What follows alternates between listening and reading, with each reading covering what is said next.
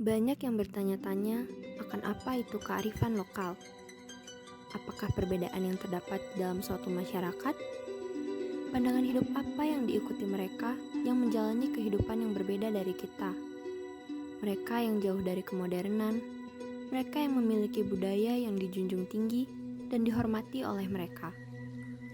Melalui Live In ini, kami akan mencoba menjawab semua hal tersebut berdasarkan pengalaman, pandangan, perasaan yang kita alami dan rasakan. Live In ini mengarahkan kami di salah satu desa yang menjadi salah satu desa yang begitu terkenal. Lantas, mengapa desa ini menjadi begitu terkenal? Apakah karena keindahan alam yang begitu mengagumkan? Masyarakatnya yang sangat religius? Apakah akan tradisi mereka yang unik? Atau budaya khas dan kearifan lokal mereka tersendiri?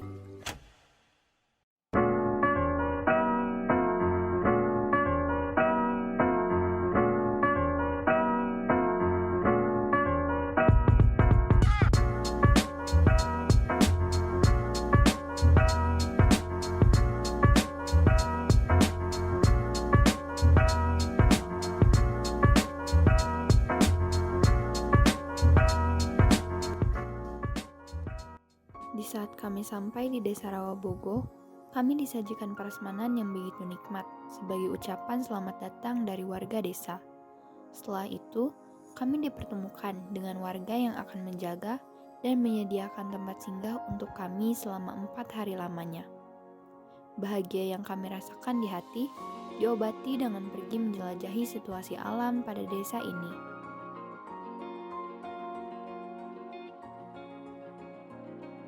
Bukit, pegunungan, sungai yang begitu indah.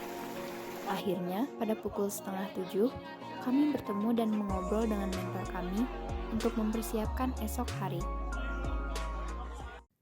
Hari kedua, kami pergi ke suatu gunung yang berada di desa itu, Gunung Negara Padang.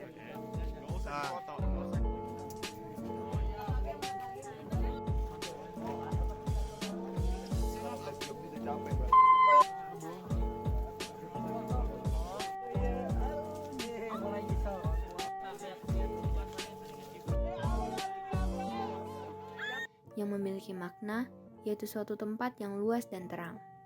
Secara utuh artinya, sebuah gunung yang mampu memberikan pencerahan atau cahaya kepada yang mengunjunginya atau masyarakat di sekitarnya. Berbagai batu di sana yang digunakan untuk mengajarkan budaya mereka, atau lebih tepatnya kepercayaan mereka, menjadi alasan mengapa gunung ini dapat memberikan pencerahan. Perjalanan kami hingga ke puncak gunung disambut dengan berbagai batu atau lokasi yang melambangkan perjalanan hidup manusia.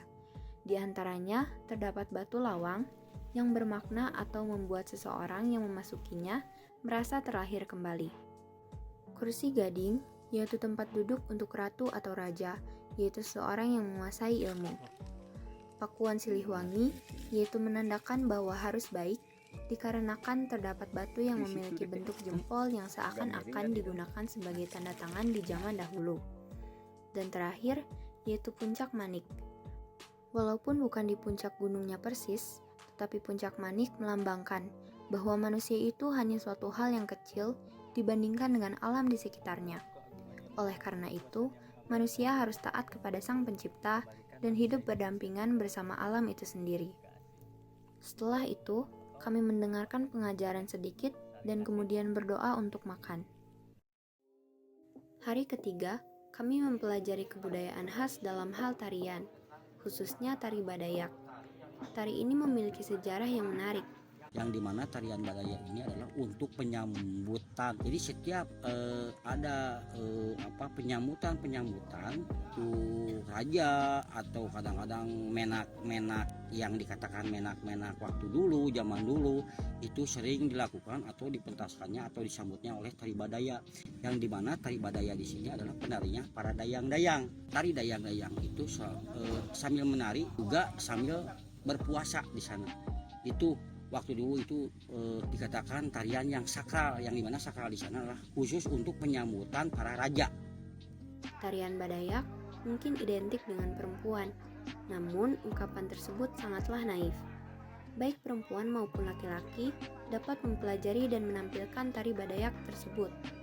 Perempuan identik dengan gerakan yang lebih halus dan melantun daripada laki-laki yang harus terlihat tegas dan galak dalam setiap gerakannya dalam tari Badayak.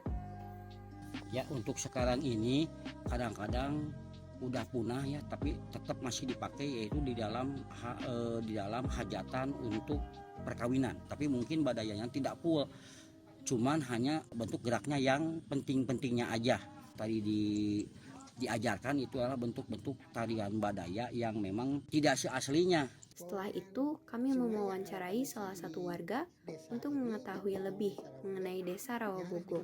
Nama Bapak Ustaz Sastiwa, tinggal di Kampung Cipariki, Desa Rawabogo. Kerjaannya kalau boleh tahu apa ya? Pekerjaannya tani. Pak, saya mau nanya nih Pak tentang suatu gunung yang terkenal kan Pak di sini, namanya Gunung Padang. Nah, Bapak kira-kira tahu menahu nggak Pak, Gunung Padang itu apa sih? Gitu Pak. Kalau itu mah yang mendetil, secara mendetil mah Bapak nggak tahu, cuma sepintas aja. Yang Gunung Padang itu sebagian digunakan untuk pariwisata, diantaranya keindahannya. Pak, nih pertanyaan dari saya nih Pak. Kira-kira menurut Bapak penting gak sih Pak kalau misalkan anak-anak kayak kita itu mengenal budaya yang lebih dalam dari suatu daerah, khususnya daerah Rawabogo ini Pak, menurut Bapak? Penting itu mah, penting. Sebab pentingnya itu kan budaya Indonesia yang harus digali oleh anak-anak, yang harus tahu. Terutama ada calung, terus pencaksilat, terus keliningan, terus jaipongan. Semua yang ada potensi di desa ini, terutama desa Rawabogo, ya harus dikembangkan itu. Pak, kira-kira pertanyaan terakhir, Bapak punya pesan nggak Pak yang ingin Bapak sampaikan kepada kita yang masih belajar mengenai budaya, kebudayaan dan kearifan lokal yang berbeda-beda itu? Ya pesan Bapak mah haruslah sebagai generasi anak muda Indonesia, terutama dari Santa Maria deh. Ya. Sama Santa Maria, gali lah budaya, segala apa yang ada di daerah itu harus digali. Kan yang mengurus negara ini ada kan. Begitulah hari ketiga kami di Rawabogo.